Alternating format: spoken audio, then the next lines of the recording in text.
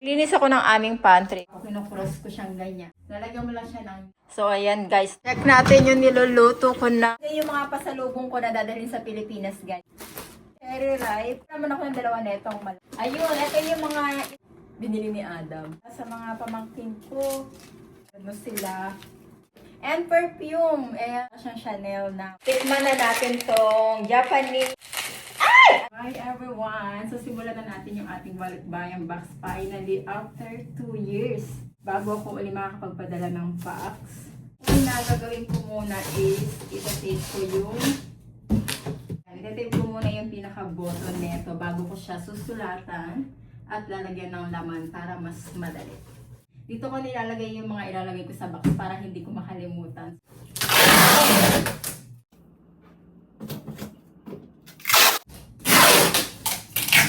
Nakakamiss din magbalik-bayang box ha.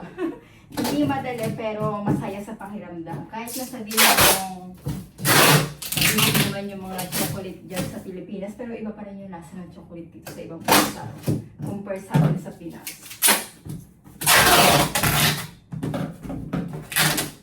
Pagkakaalam ko dito sa Melbourne, mas rin makarating sa Philippines yung box kasi from Adelaide, dinadala pa dito sa Melbourne. O siguro mas madali yun. Hindi ko pa alam guys kasi first time kong papadala dito sa Melbourne. Alam ginagawa ko, kinocross ko siyang ganyan. Tapos, kukover mo to lahat talaga ng tape. So, bumili na ako ng 3 piraso for $7 sa Bunnings.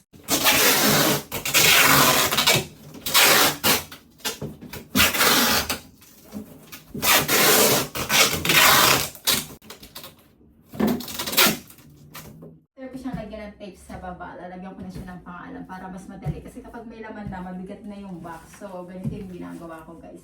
Lalagyan mo lang siya ng name, address, and contact from to. So, same lang din. Naglinis ako ng aming pantry guys. So, ito yung mga chocolate na dadalhin ko na lang sa Philippines na hindi naman namin makakain na ni Adam. So, yung mga Toblerone, yung mga KitKat tayo dito.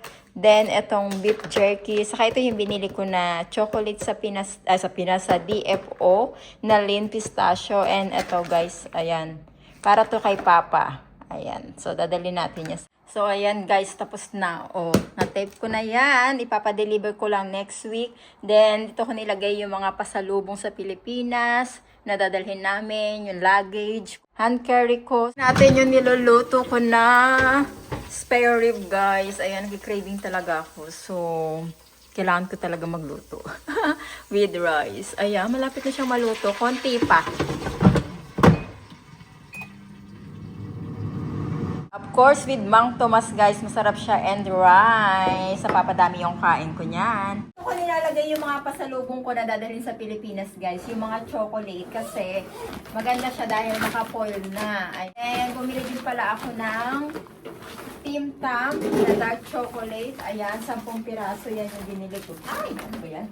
Guys, 10 pieces. So, lagay natin yan dito. Then, yung cherry ripe, ilalagay ko din yan dito sa ibabaw.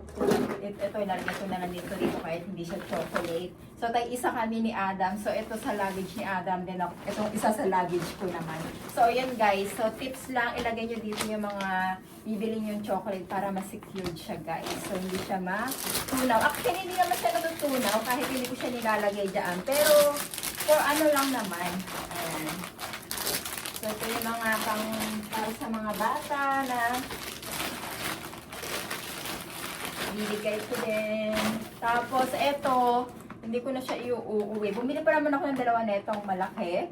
Pero, pasalubong ko kay Adam yung kasi mahilig siya sa pistachio lean. So, hindi ko na lang to dadalhin kasi baka matunaw. Kasi ano siya, smooth, masyado siyang soft sa loob.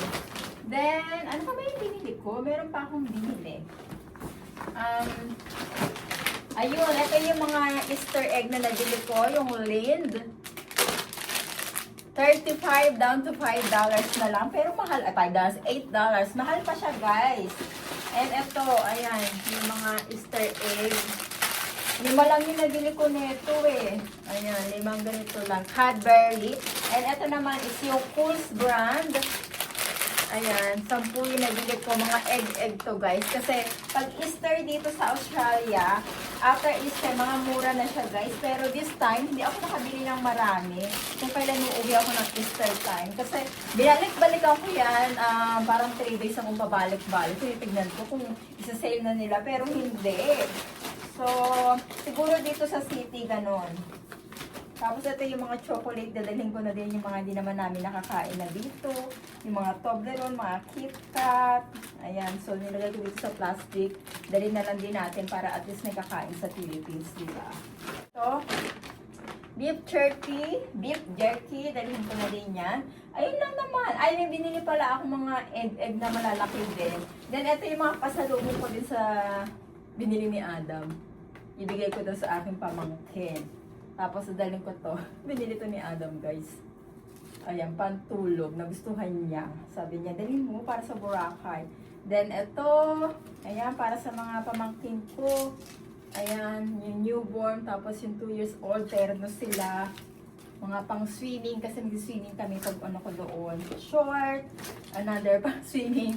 Then, ito. For me to, guys. Dalhin ko sa Pilipinas. Mga pantulog ko. Gusto ko yung mga one piece lang. Ayan, o, diba? Taray. And perfume. Ayan, nag-request yung kapatid ko. Ganda yung amoy nito, para siyang Chanel na made muscle ba yun? And sleeper. So, ito yung mga egg na nabili ko, guys. Ayan. Tatlo siya. Tatlong ganyan yung binili ko. For my tatlong pamangkin. Sobrang bulky siya dalhin. So, tatlo lang yung binili ko. Dapat nga hindi na ako bumili nun eh. Meron pa akong dadalhin na ano pala, na mga perfume na Victoria's Secret. Bumili ako ng 10 pieces ba o 12 pieces. Nandun na siya, nilagay ko na din siya sa luggage. Then yung mga shoes, ayan, bumili din pala ako ng mga shoes, nakalimutan ko. 3 pair na shoes, then yung mga shoes ko din na hindi ko na ginagamit, dadalhin ko na lang din para may gumamit, diba? Anyway, ayan, ito na siguro yung aking ito na ito guys, diba? Umaano-ano pa, hindi naman siya masyadong nasunog, diba? Ang laki na ito guys ha. Mauubos ko kaya to. Nagpainit na rin ako ng rice ko. Ayan, the rice. Kain tayo. Magkakamay ako siyempre. Ay, ang init! Ang init. Ayan. Siyempre, magkakamay ako guys.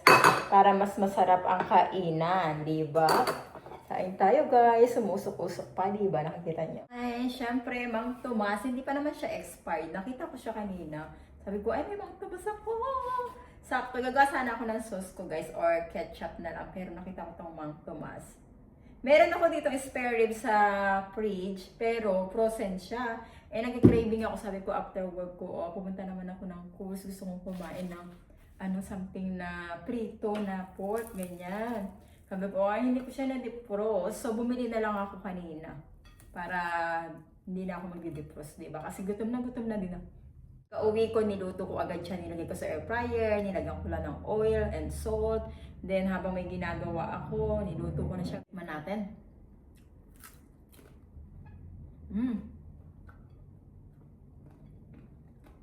Yung mga pasalubong ko na chocolate, naka-organize na siya, guys. Ganyan. So, yung isa kay Adam sa luggage niya. And yung isa naman sa akin. Medyo mabigat talaga siya, guys.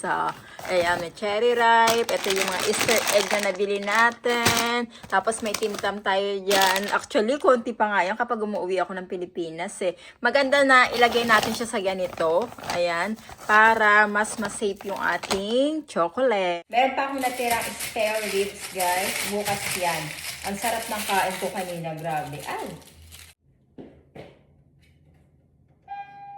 Pakulo lang ako ng tubig.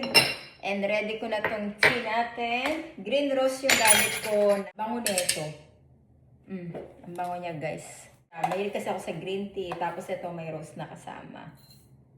Ayan. Malakas ako mag-tea, guys. Naano ko to kay... Oh, shit. Ang daldal, guys. Nakalimutan kong ilagay ko dito sa loob. Anyway, gagamitin ko na lang to kapag isalin ko na. Daldal pa more. Mana natin tong Japanese matcha cream cup. Ayan, 10 pieces pala siya. Taray, ganito siya, guys. Tapos, tikman natin kung masarap. Ay! Nahulog pa, guys. Uy! Oh, in fairness, ang dami niyang laman sa loob.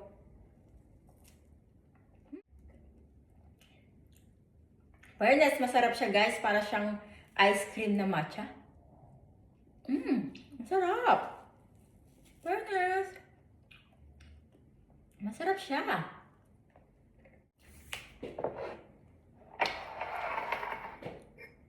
Perfect for the tea.